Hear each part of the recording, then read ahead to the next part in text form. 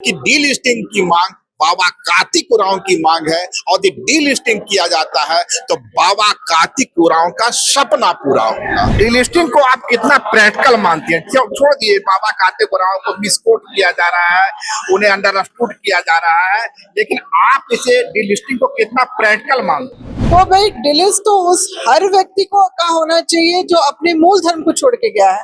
तो क्यों नहीं हिंदू धर्म में अपनाए या हिंदू धर्म की वकालत करने वालों को का भी डिलिस्टिंग हो। वे कहते हैं कि सरना मूलतः हिंदू ही है। नहीं, ये कहाँ के लोग हैं, कहाँ से उतरे हुए हैं? दोस्तों, इन दिनों झारखंड की सियासत में डीलिस्टिंग पर कोहराम है। डीलिस्टिंग पर कोहराम इस कदर है कि आदिवासी समुदाय ही दो धड़ों में बढ़ता नजर आ रहा है। एक तरफ दिल्ली में जनजातीय समागम का आयोजन होता है और उस समागम से अमित शाह के द्वारा आदिवासी समुदाय को वनवासी के रूप में संबोधन किया जाता है। उसके बाद वनवासी शब्द को लेकर आदिवासी समुदाय की ओर से अपना आक्रोश व्यक्त किया जाता है। दरअसल डीलिस्टिंग की मांग करने वालों का तर्क है कि पूरा आरक्षण या एसटी आरक्षण या नौकरी का आरक्षण का पूरा जो क्रीम है वह ईसाई समुदाय यानी कन्वर्टेड ईसाइयों के द्वारा खाया जा रहा है।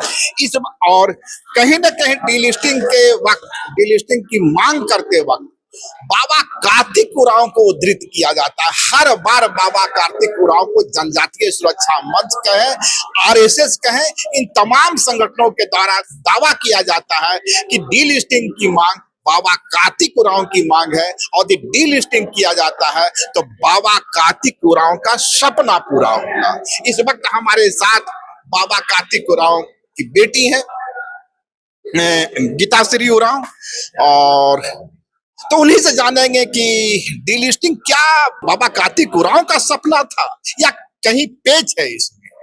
दीदी, बार बार आरएसएस खेमे की ओर से, जनजातीय सुरक्षा मंच की ओर से दावा किया जाता है कि डीलिस्टिंग बाबा कार्तिक उरांव का सपना था। क्या ये हकीकत है या एक फसाना है? देखिए, पिताजी ने बाबा कार्तिक उरांव ने अपने जीवन काल में एक ही किताब लिखी थी, 20 वर्षों की काली रात। हाँ, 20 वर्षों की काली रात। मतलब वो 20 पन्नों की ही किताब है, उससे ज्यादा नहीं, एकदम छोटी सी, आपका हैंड बुक टाइप का कुछ बोल रहे हैं, और बहुत पतली सी और बहुत छोटी सी, जिसमें उन्होंने अपना जो है जो मन की भावनाओं को इस तरह से व्यक्त किया है, जिसमें वो तो बोल रहे हैं कि हम तो केवल न्याय चाहते हैं और संविधान में दिए गए हक का हिस्सा हमें चाहिए, मगर अगर सरकार चाहे तो ईसाई भाई जो पिछड़ गए हैं उनकी भी पूरी सहायता हो, लेकिन हमारे नाम की सुविधाएं उनको ना दी जाए। ये उन्होंने एक लाइन ड्रॉ की। डिलिस्टिंग की बात कहीं आपको नजर आई इसमें?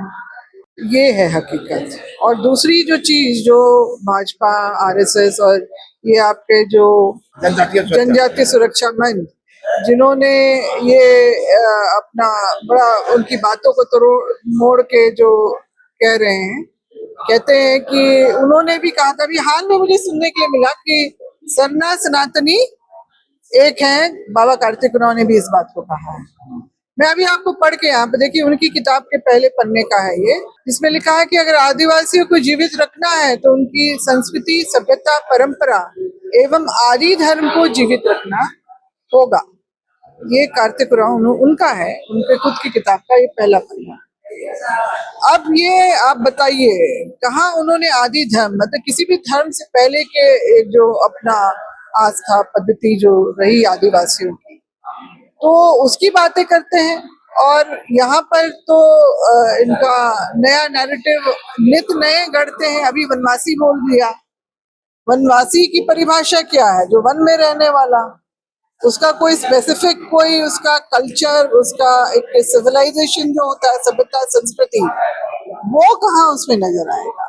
मगर आदिवासियों का अपना इतिहास रहा है, अपनी सभ्यता, संस्कृति, अपनी व्यवस्थाएं रही है, जिसको अंग्रेजों ने भी पहचाना कि आदिवासी एकमात्र ऐसा समुदाय है जो हमसे तो कभी समझौता नहीं करेगा, और उसको अपने जल जंगल जमीन से बहुत प्रेम है, वो अपने स्वाभिमान से जोड़ के रखता है उसको, और इसीलिए जब जनगणना का काम शुरू हुआ तो आदिवासियों के लिए अलग कॉलम कोड हर बार के जनगणना काम के लिए निर्धारित किया गया।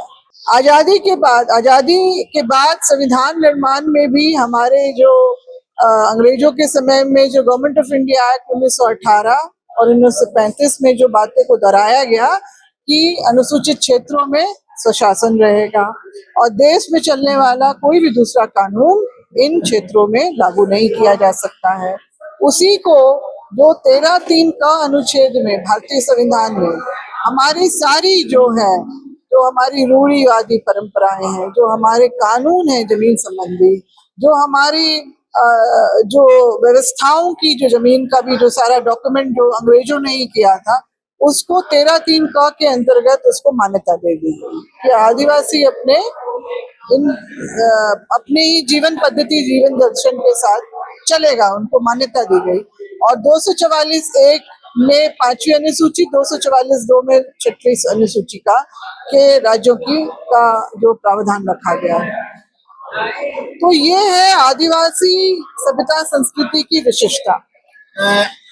डीलिस्टिंग को आप कितना प्रैक्टिकल मानती हैं? छोड़ दिए बाबा काते कोराव को मिसकोट किया जा रहा है, उन्हें अंडरस्टूड किया जा रहा है, लेकिन आप इसे डीलिस्टिंग को कितना प्रैक्टिकल मानती हैं? नहीं, देखिए, डीलिस्टिंग अगर करना है ना, तो जैसे बाबा ने भी कहा कि आदि धर्म की बात की, अभी क्या है, अभी भाजपा, आरएसएस, विश्व हिंदू परिषद और जनजातीय सुरक्षा मंच जो सनातनी एक है, वनवासी है, इस तरह की बातें कर रहा है और कहता है कि धर्मांतरित हुए हुए ईसाइयों को डिलिस्ट किया जाए। तो भाई, डिलिस्ट तो उस हर व्यक्ति को का होना चाहिए जो अपने मूल धर्म को छोड़ के गया है। तो क्यों नहीं हिंदू धर्म में अपनाया, हिंदू धर्म की वकालत करने वालों को का भी डिलिस्टिंग हो।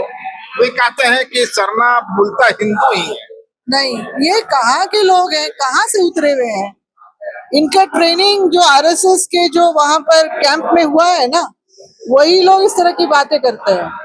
और बाकी आदिवासियों के अपने जो है, जितना भी ये लोग जोर लगा ले, आदिवासी अपनी सभ्यता संस्कृति अपने धर्म आस्था को वो अच्छी तरह से पहचानता है। लास्ट सवाल होगा दीदी आपसे, क्योंकि आप एक ट्राइबल एक्टिविस्ट नहीं, कांग्रेस का एक बड़ा चेहरा भी है, और जिस तरीके से राज्यसभा चुनाव में इस बार एक उम्मीदवार दिया गया, राहुल गांधी का नारा रहा है जिसकी जितनी संख्या भारी उसकी उतनी हिस्सेदारी।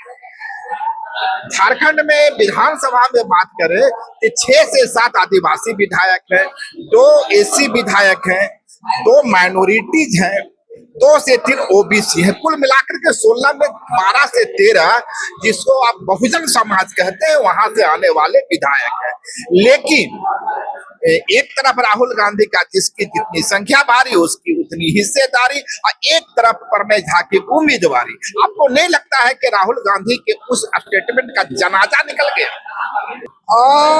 हाँ, इस बात का तो ख्याल रखना चाहिए था कि किसी आदिवासी व्यक्ति जो उसको जगह दी जानी चाहिए थी, तो किसी एक भी आदिवासी का जो है लिस्ट में जिनका मतलब नाम कंसिडर किया जा रहा हो, ऐसा कोई नाम सामने उभर। कांग्रेस में चेहरे भी थे, खुद आप एक चेहरा थी, खुद दयामनी बारला एक चेहरा थी। कांग्रेस ये नहीं कह सकती है कि हमारे पास उस तरह के चेहरे नहीं थे।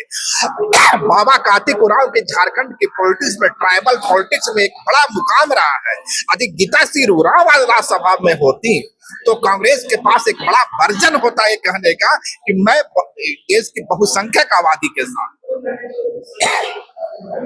हाँ, इस पे तो विचार जरूर होना चाहिए था, मगर हम चाहेंगे कि अभी भी समय है, अगर किसी के लिए जगह बनती है तो जरूर बनाई जाए किसी भी आदिवासी व्यक्ति के लिए।